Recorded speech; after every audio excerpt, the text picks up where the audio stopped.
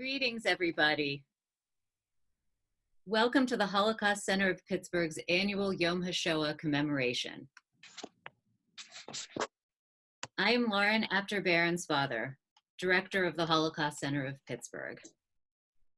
The Holocaust Center of Pittsburgh commemorates Yom HaShoah each year and has done so for decades, since our founding in 1980. As we convene in the era of COVID-19, we remember our first director, Isaiah Cooperstein, who succumbed to the virus several weeks ago at the age of 70. Today, we mark 75 years since liberation. Our program will include remarks and gratitude for the liberators of the Nazi camps. I welcome liberators and their families to our program today. I would like to thank our sponsors, PNC, Highmark Blue Cross Blue Shield, Barbara and Danny Shapira. Each year, this program is generously sponsored by Agnes Rocher and her family in memory of Agnes's husband, George Rocher. I would also like to thank the Holocaust Center of Pittsburgh's Advisory Board and Chair Barbara Shapira, the Yom HaShoah Subcommittee, the intrepid staff and volunteers of the Holocaust Center, and members of our Generations group who are participating in and watching this program today. Thank you to the Institute for Holocaust and Genocide Studies at Purdue University, Fort Wayne, and the Jewish Federation in Youngstown, Ohio, for sharing our program today. Teachers and students across the region are watching this program as part of the school day as they study remotely. We have planned a month of programs with the organization Together We Remember and the Light Education Initiative. This is the student-driven part of what we're doing while we're sheltering in place in our homes. Thank you to David Estrin and former Holocaust Educator of the Year, Nick Haberman, for organizing all of those things. We offer this program in partnership with major Holocaust museums across the country who have joined us in the Together We Remember coalition. We are all united in remembrance and in the commitment to turn memory into action. Today, we offer our program out of love for our survivors in memory of Isaiah Cooperstein and beloved community member Leon Zients, who participated in this program over the past couple of years. In memory of all the survivors we've lost since we were founded 40 years ago, and in honor of survivors and their families that are still with us, and with gratitude to liberators and righteous among the nations, I welcome all of you to our online virtual Yom HaShoah commemoration. And now I would like to invite Rabbi Myers.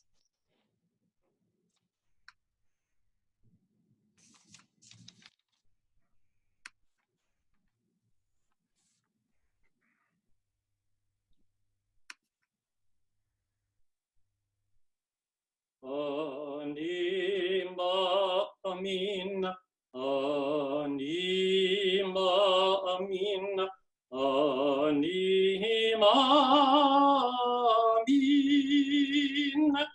emana shelema, beviat HaMashiach, beviat HaMashiach, ani ma'amin, ve'af al pi sheyitmamea, im kol ze ani ma'amin, ani ma'amin, ani ma'amin, ani ma'amin.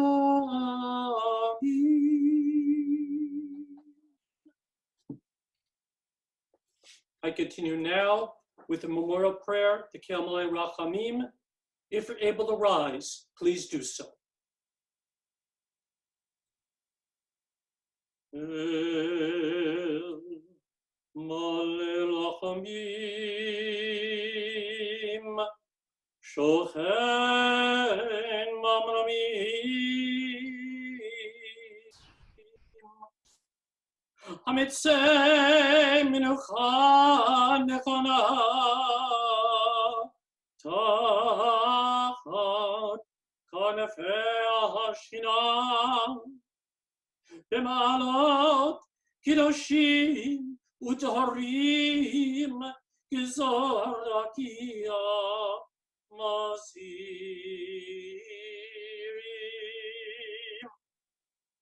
Eknishmat Kolachen Open Israel Anashim Nashim B'tach Shenitbeku V'shenechneku V'shenisrefu V'shenehego B'gan Eden Tehi Menuchatam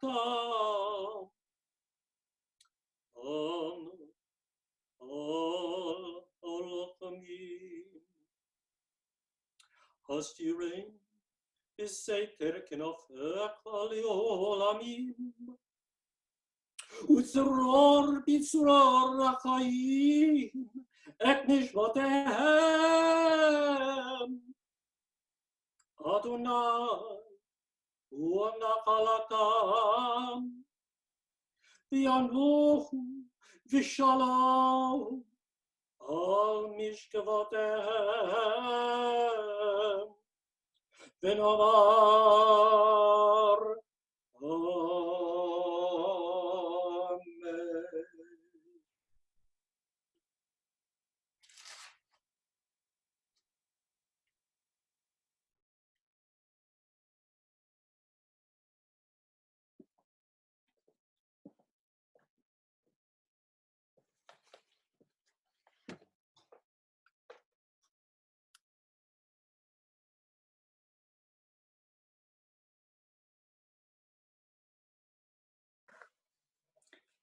In March 1944, Hitler's army occupied Hungary. The Hungarian authorities and many Hungarian citizens eagerly cooperated with Eichmann and the Nazis to identify, plunder, corral into ghettos, and then transport their Jewish neighbors and fellow citizens to the gas chambers. Between May and July of 1944, in just 56 days, the Nazis and the Hungarian police efficiently removed over 430,000 Hungarian Jews and loaded them onto 147 train cars headed to Auschwitz-Birkenau. My mother's and father's families were part of these transports. My mother, born Agnes Loi, lived in the large village of Győr-Szentmárton in Western Hungary. There were less than a dozen Jewish families living in the town. Mom's father was a butcher, and her mother helped in the business and ran the family household. Mom, an only child, had a very happy childhood. She went to school, did her chores, and spent time with her friends and large extended family who lived in the surrounding towns. At 13, she met a young fellow named George from a surrounding town. He became her boyfriend and later her husband and the love of her life. Life started to change as early as 1938 with state-imposed restrictions on Jews in Hungary. By 1944, the life my mother knew was barely recognizable. In May 1944, carrying one suitcase, she and her family went to the Moshon ghetto, then on to the Győr ghetto. That funneled all the Jews from the western regions of Hungary. After 3 weeks, they were loaded into cattle cars headed to Auschwitz. The doors opened 3 days later, and the guards yelled, "Raus, raus, raus." All infants and young children were forced into their grandmother's arms. Mengele sent them to the left, directly to the gas chamber. He motioned my mother, who was tall and blonde, to the right. Inmate barbers shaved her head. She was sprayed with some kind of disinfectant. German guards threw clothes at these new prisoners from the piles that had been amassed from those who had been incinerated. After sleeping on cement slabs, My mother and all the other women inmates queued up for 4 a.m. roll call, standing in place for up to 4 hours at a time. 1 month later, Mengele made another selection. This time, Mom was put on a train headed to Bremen, a northern coastal city in Germany. Bremen had been completely bombed out.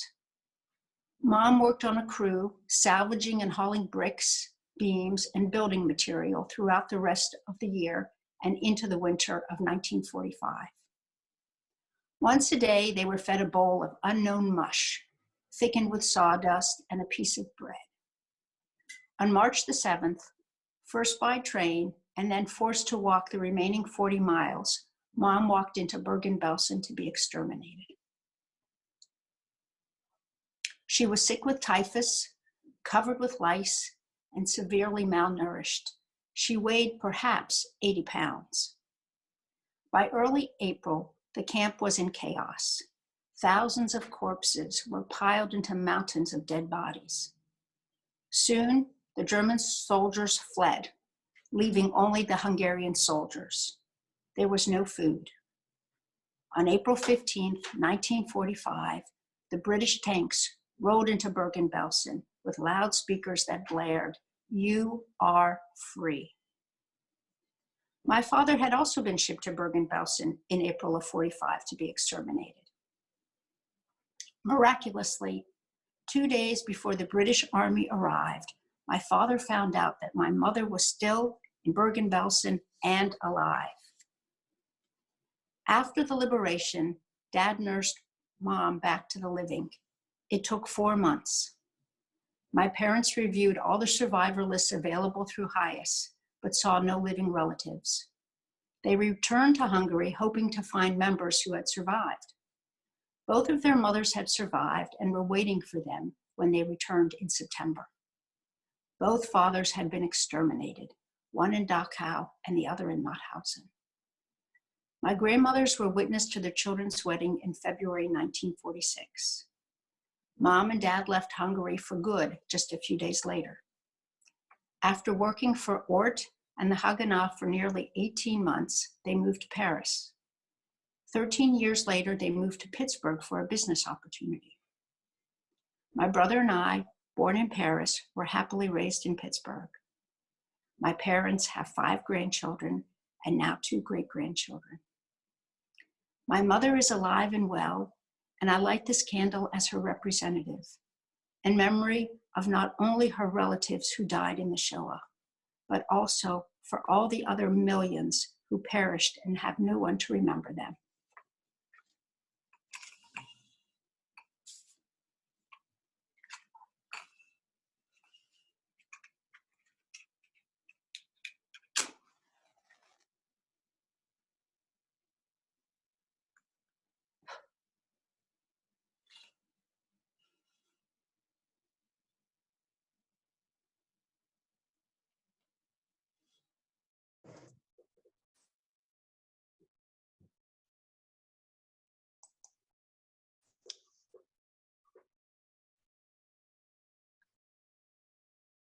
I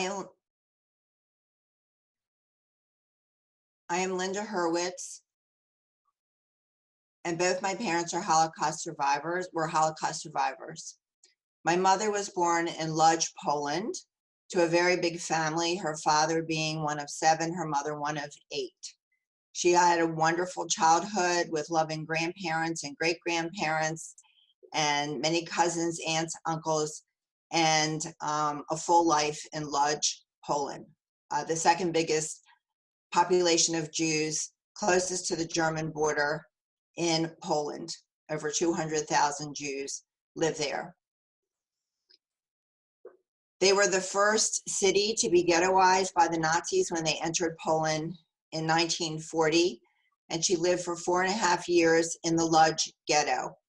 She worked as a nurse. She worked in her uncle's wood factory and was in the last transport out of the ghetto in the end of the summer of 1944, where she, her sister, and her father were sent to Auschwitz. After 5 days naked in Auschwitz, she and her sister, never to see her father again, were sent to Stutthof concentration camp in the northeast corner of Poland. This is where she was in the winter of 1945. She and her sister got typhus. She recovered, but she held her dying sister in her arms. Her sister was 5 years younger as it approached the spring of 1945. The liberation from Stutthof, or the period of liberation from Stutthof, is kind of unique because it was in the northeast corner of Poland at the Baltic Sea. They marched the remaining victims for 2 days to a ship. They put these victims onto a ship, and for 5 days, without food or water, they traveled to Germany, where they docked in Neustadt-Holstein. She said that she was so weak, they'd been packed like sardines, men and women, onto this ship and arrived not having any food or water for 5 days. She and a girlfriend somehow made it to shore, knocked on the door of a woman's house asking for some bread and food.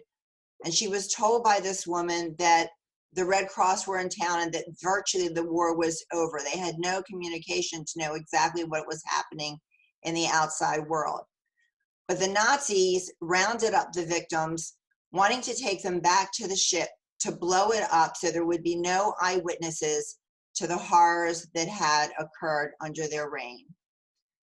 At the last moment, she was liberated also by the English, and they arrived and saved her as they were trying to round her up and many men and whoever else had come on the ship to take them back to the ship to blow it up. Fortunately, they had docked to let off the POWs and the Nazis themselves. She was emaciated and was taken to the hospital, where she said she could understand the English doctors who said to one another, said to ask her how old she was. She was not quite 24. They said she looked like she was 74. She could not keep any food down for about 6 weeks, and finally, thanks to oatmeal, her body recuperated and she survived. The doctors looked at her and they did not see the tall, beautiful woman who had been a championship volleyball player in Lodz, Poland, and who had hiked the Zakopane Mountains and who had kayaked growing up. They saw this emaciated victim, but she was beautiful and she did survive. And from Stutthof concentration camp, they sent her to, after Neustadt-Holstein, they sent her to Hanover to a DP house. In the DP house in Hanover, she met my father, who was a survivor from Riga, Latvia. His first wife and 2 children had been murdered by the Nazis, but he was a valuable metal worker. And for those who saw Schindler's List, you know that the Nazis needed mechanics and metal workers, and my father was very talented with his hands. So he survived Kaiserwald. He was actually in Stutthof around the same time as my mother, but they didn't know each other. Then he was in Buchenwald, and then he and his brother were on a death march. He was in Berlin when the Americans told him, don't stay here, the city's going to be divided and you're going to wind up in the communist half. My father was 10 years older than my mother. He was born in 1911 and had survived World War I, the Russian Revolution, World War II now, and did not want to go back to Riga, Latvia, where he would be under communism again. So he wound up in Hanover in the same house with my mother. They fell in love. The Jewish brigade that was circulating wanted them to go to Palestine, and my mother had an aunt and uncle who had gone there before the war and wanted to go to Palestine. They were on trucks on their way to a ship in Marseille to go to Palestine, which became Israel, but they were caught by the Germans and sent back to Germany. The Hebrew Immigration Aid Society, HIAS, tracked relatives of my father that had come to America, his aunt and a cousin, and they had come to Baltimore. Finally, the papers came through, giving them an affidavit to come to America, to Baltimore, Maryland. They were married in 46 and arrived June 22nd, 1947 on the USS Ernie Pyle in the United States of America. I was born a year later, and I have two brothers who are 5 and 7 years younger than I. And I'm so grateful to have been raised by strong, inspirational, amazing parents. I light this candle in memory of all the relatives on both my father's side who perished.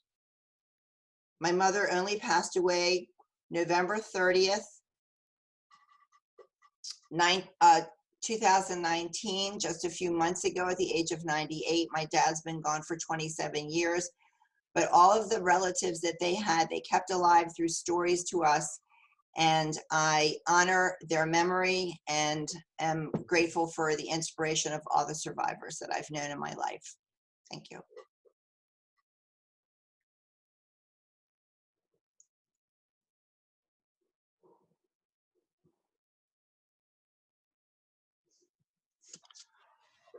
Hi, my name is Steve Gallardo.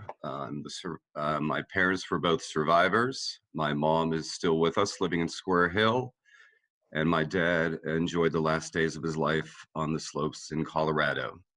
And I have the honor of reading his story. It is from a publication, Flares of Memory, by Sheila Heimowitz and Anita Brostoff. The story is called One Family Gone, One by One.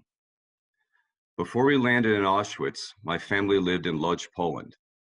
All Jewish people in Lodz were forced to move to an assigned area of the ghetto. Our home was located in the ghetto area, so for a while, we had a semblance of regular family life. But we didn't know what was going on outside the ghetto. We were not allowed to possess radios or read newspapers. Although in 1944, the tide of the war had finally turned in the favor of the Allied forces, so I personally thought that by this time the Germans had conquered the whole world. All we knew was that in the early fall of that year, the ghetto was going to be liquidated. My family now consisted of my father, brother, and myself. My eldest brother had died in the ghetto in 1943. My mother had died in 1938 of a stroke after the horrible news of Kristallnacht, when all the synagogues were set on fire in Germany. Since the ghetto was now 90% empty, my brother and I decided to look for food and coal in abandoned buildings. As we were looking for something to eat, we got the shock of our lives. On a plate, in an empty apartment, we found several human ears. We left the apartment in a hurry, disgusted and frightened beyond belief. As we were heading from our home in the ghetto, we were surprised by an SS officer. At first, he threatened to put us in the wagon, but he relented as I was pleading with him that we were only looking for coal. We were happy that he let us go, but the officer knew that in a few days we'd be herded into the cattle cars and on the way to Auschwitz. My father, brother, and I were the last transport because my brother was working in the fire department in the ghetto. My arrival in Birkenau, Auschwitz in 1944 was a shocking eye-opener. I said to my brother, "We are going to die here." I had no time to say anything to my father after the selection officer, Gostenfinger, sent my father to the left. For all I know, may have been the notorious Dr. Mengelev. When I asked the commando, which searched the new arrival transport where my father was, he pointed to the billowing smoke from the crematoria and said, "This is where your father went."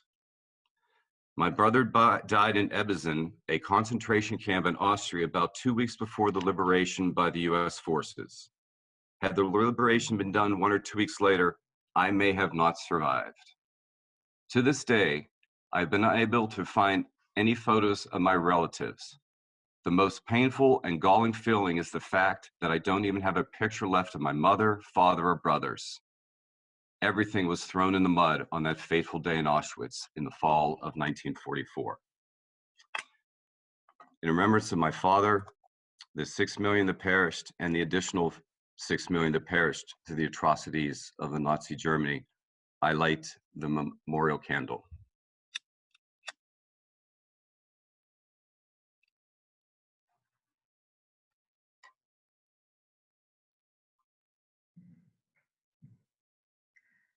My name is Rebecca Jacobson, and I am the daughter of Judith Rosenberg, who was and Shoah survivor.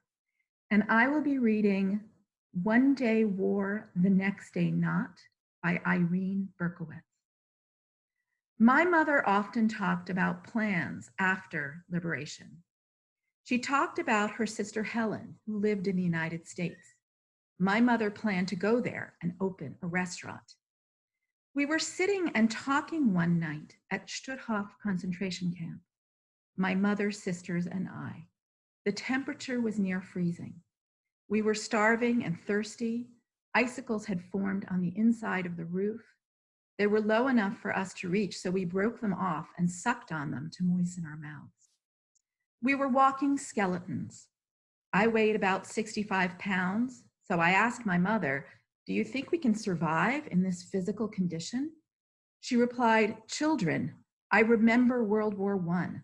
The war went on for years, and then one day it was over." As we talked, we heard airplanes and loud noises in the distance. It was 1945, and the Russians were approaching. Soon after this night, the Germans rounded us up for the last death march, telling us to form rows of 5. Those too tired to walk were told to stay behind, and they would be taken by wagon. My mother's feet were very swollen, so she chose to stay. My sister, a doctor, stayed with her. That was the last time we saw them. Later, we found out that those left behind that night went to a Russian hospital. There was a typhus epidemic, and with no medication available, my mother and sister died there. The Germans marched us for several hours until it was too dark to see. They pushed us into a field where we tripped over people. In the morning, we saw that the field contained thousands of people dead and dying of typhus. The Russian army had the area surrounded, so the Germans were not able to take us further. So that was the end of the war, April 17th, 1945. Left on our own, sick as we were, 13 of us found an abandoned house where we stayed for a few days without food before some Russians found us. I thought my sister Roshi was dead, but when I put a few drops of vodka that the officer gave me on her lips, she coughed. A Russian woman wanted to give us some soup, but a Jewish officer said it was too rich and fat and it would make us sicker. They gave us canned milk and found canned sardines, but we had no opener. At first, we could only crawl on all fours. After a few days, we dragged ourselves into a nearby town. Some Russian medics recognized how sick we were and took us to the hospital. While in the waiting room, we learned that our heads would be shaved and there was no medication to treat people. We sneaked out, going we knew not where. So this was our fate after liberation. Just as my mother had said, one day there was war, the next day not. But our mother was wrong about one thing. Our suffering didn't end the day the war was over. On behalf of the family of Irene Berkowitz, my own family, and 6 million who perished, I light this candle.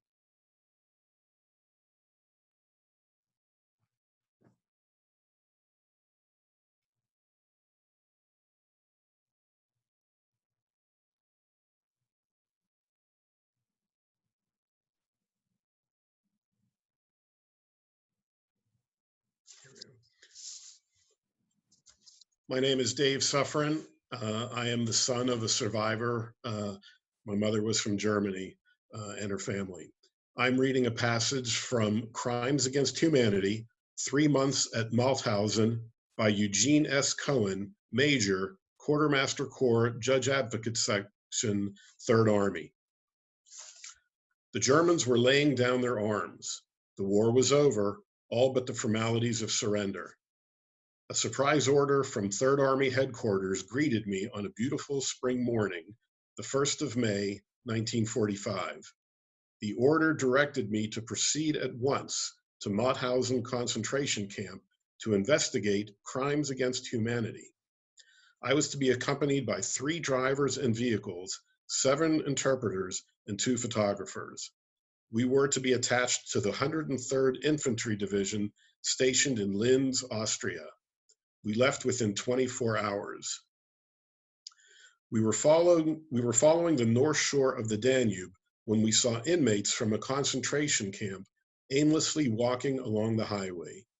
We stopped and asked, where were they from? Where were they going? They didn't know where they were going. They were bewildered, but free at last. They gave us directions to Mauthausen. About 2 miles down the road, we came upon a labor camp which we mistook for Mauthausen. For the first time, we gazed in astonishment at corpses piled high on horse-drawn wagons. Inmates crawling on their hands and knees. Emaciated bodies only a few minutes before collapsing and dying. We were horrified as we looked for someone, anyone who could talk to us. I smelled the dead. I heard their cries. I saw with my own eyes. I felt their despair. Every sense was affected. It was inhuman. The Germans had fled. The camp was deserted of any authority. The inmates were left to die, and in their condition, there was very little chance of survival. We couldn't find a place to set up. We didn't know where to start. Then we learned that this wasn't Mauthausen, but Gusen 1 and 2, a satellite a short distance from the mother headquarters, Mauthausen. We proceeded, and on a cliff overlooking the Danube, we spotted the mother camp. Upon entering the walled fortress, we were greeted by hundreds of inmates who, knowing we were Americans, cheered our arrival. I light this candle in memory of my mother and her family, those that survived and those that were not able to do so.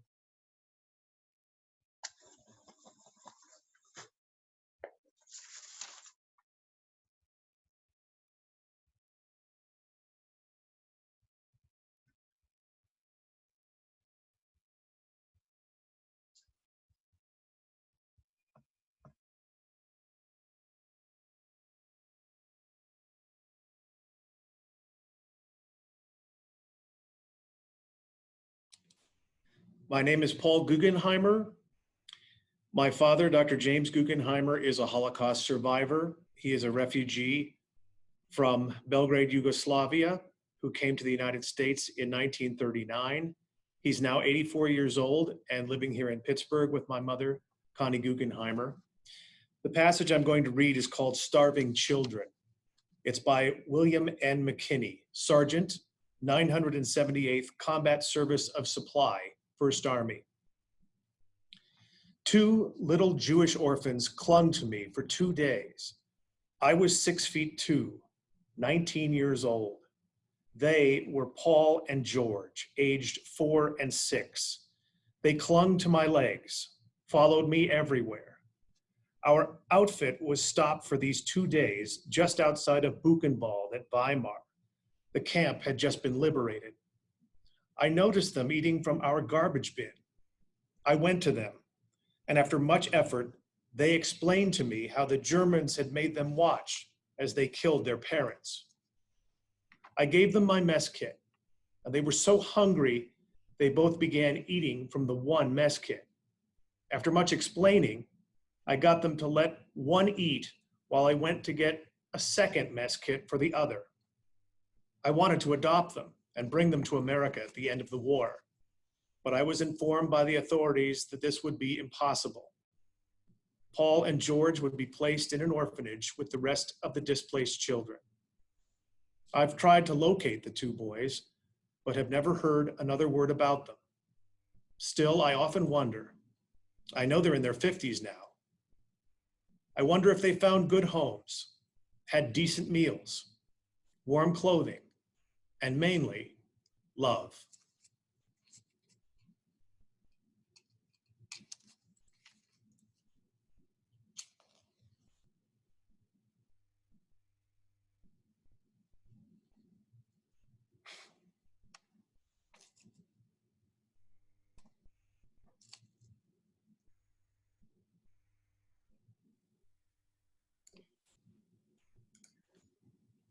My name is Rabbi Jeremy Marquise. The Mourner's Kaddish is an ancient text originally written in Aramaic that describes the greatness of the divine. Though it does not directly use the language of mourning or death, it is a reminder of the abundance, peace, and power that connects us all. As I recite the words of the Kaddish, I invite you, if you are able, to please rise and to say Amen. Yitgadal v'yitgadash shemei Rabbah. Ba'alma divra chirutei v'amlich malchutei. V'chayachon v'yomachon v'chayei dechol beit Yisrael. Ba'agala v'zman kariv v'yimeru. Amen. Yehei shmei Rabbah mevarach la'alam omei omaya. Yitbarach v'yishtabach yitba'ar v'yitramam v'yitnaseh. V'yithadar v'yit'aleh v'yithalal shemei dekudsha brichu. Le'ila min kol birchata v'shirata tushbachata v'nechamata da'amiran be'alma v'yimeru. Amen. Yehei shlama Rabba min shemaya v'chayim aleinu ve'al kol Yisrael v'yimeru. Amen. Osei shalom b'mromav hu ya'aseh shalom aleinu ve'al kol Yisrael v'yimeru. Amen.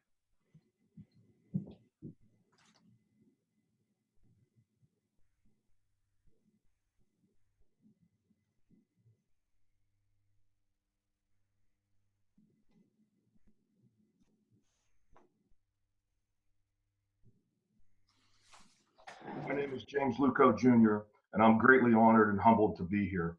Thank you very much for joining us today and letting me share with you a few of my friends who are sadly no longer with us.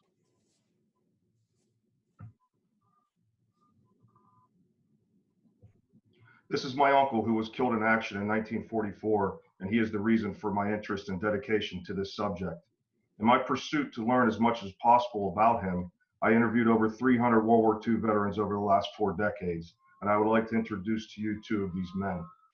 The experiences of the American liberators of the death camps was not an early focus of Holocaust study, but as the academic research of the Shoah progressed, the value of their initial assessments offered a perspective and insight that has too often been overlooked. The descriptions and accounts of the liberators that were shared with me over multiple interviews, coming from 2 men who had never previously met, from different units and liberating 2 geographically separate camps, were eerily similar. I realized that these men were highly trained as airborne paratroopers, and both had experienced a severe level of combat since jumping into the war prior to D-Day. But what they were subjected to at liberation disconnected them from the experience of other veterans.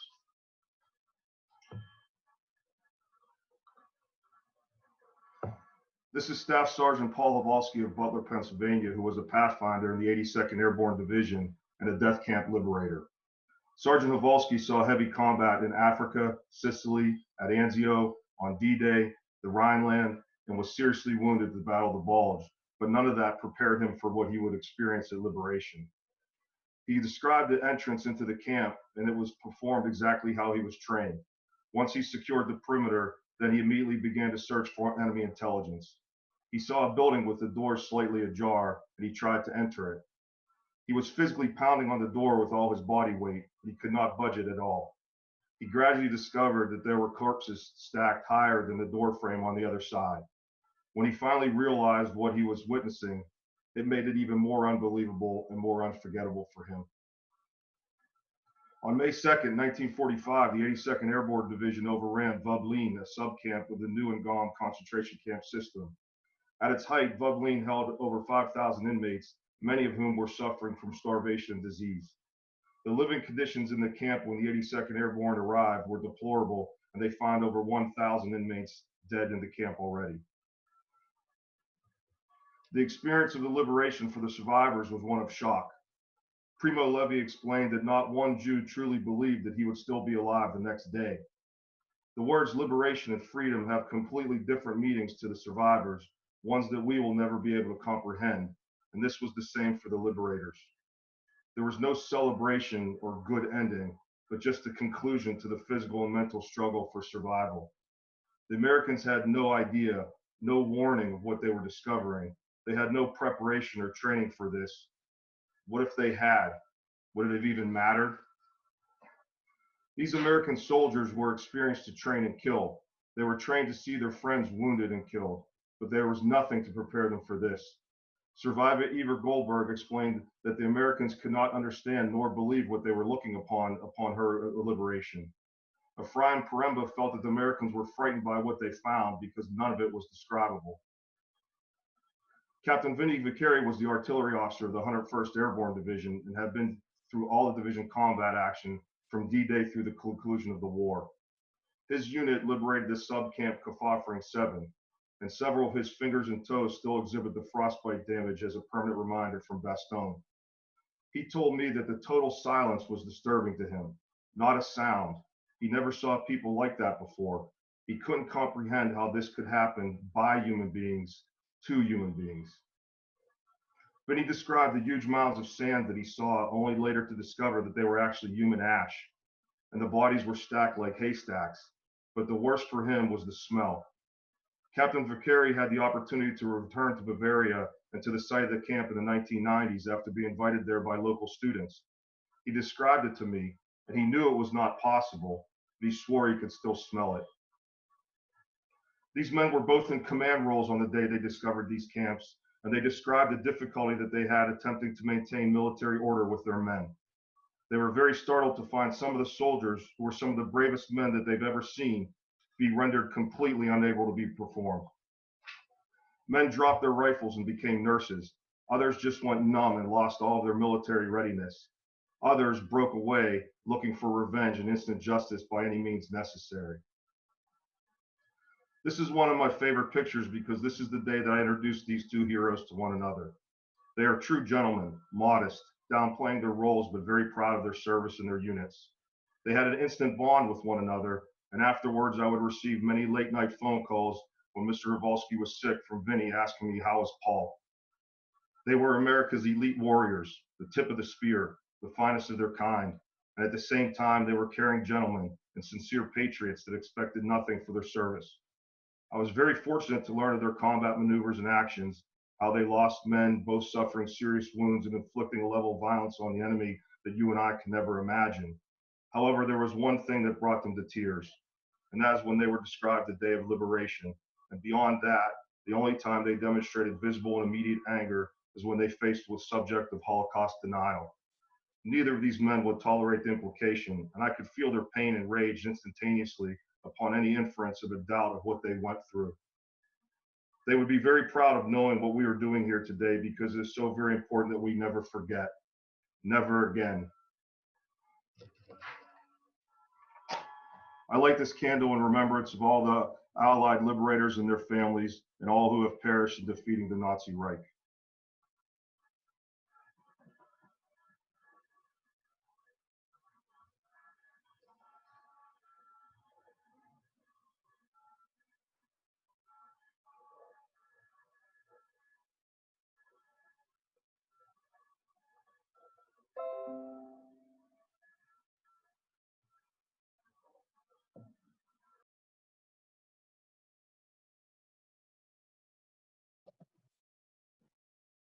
My name is Debbie Stuber, and I'll be reading remarks from Yad Vashem, the Holocaust Museum in Israel. In a world of total moral collapse, there was a small minority who mustered extraordinary courage to uphold human values. These were the righteous among the nations. They stand in stark contrast to the mainstream of indifference and hostility that prevailed during the Holocaust. Contrary to the general trend, these rescuers regarded the Jews as fellow human beings who came within the bounds of their universe of obligation. There were different degrees of help. Some people gave food to Jews, thrusting an apple into their pocket or leaving food where they would pass on their way to work. Others directed Jews to people who could help them. Some sheltered Jews for one night and told them they would have to leave in the morning. The main forms of help extended by the righteous among the nations include hiding Jews in the rescuer's home or on their property, providing false papers and false identities, and smuggling and assisting Jews to escape. Most rescuers were ordinary people. Some acted out of political, ideological, or religious convictions. Others were not idealists, but merely human beings who cared about the people around them. In many cases, they never planned to become rescuers and were totally unprepared for the moment in which they had to make such a far-reaching decision. They were ordinary human beings, and it is precisely their humanity that touches us and should serve as a model.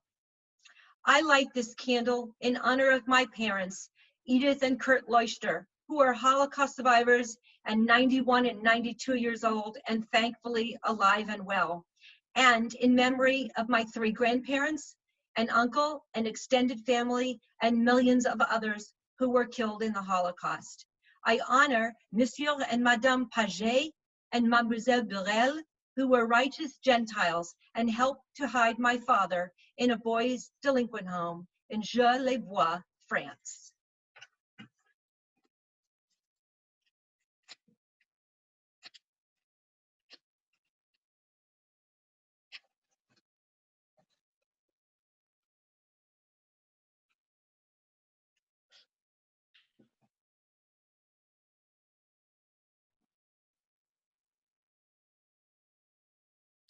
The Partisan Song.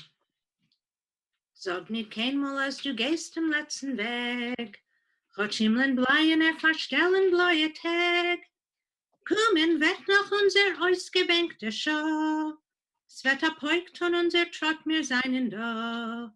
Kommen weg noch unser ausgebänkte Schau, es wird abheugt von unser Trott mir seinen da.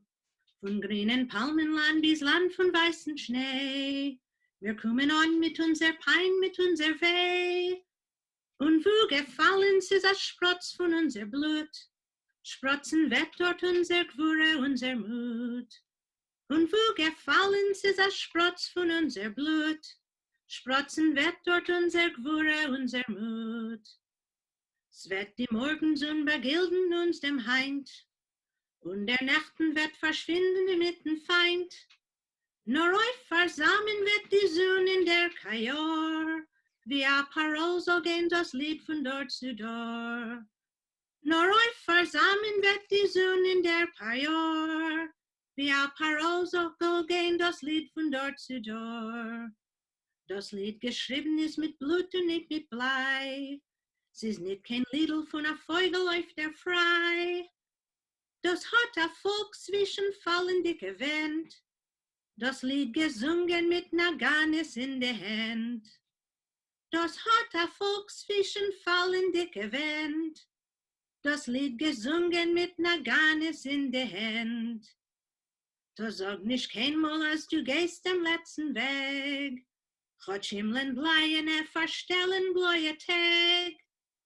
Kommen weg noch unser ausgebänkte Schau, es wird abheugt und unser Trott mir seinen da. Kommen weg noch unser ausgebänkte Schau, es wird abheugt und unser Trott mir seinen da.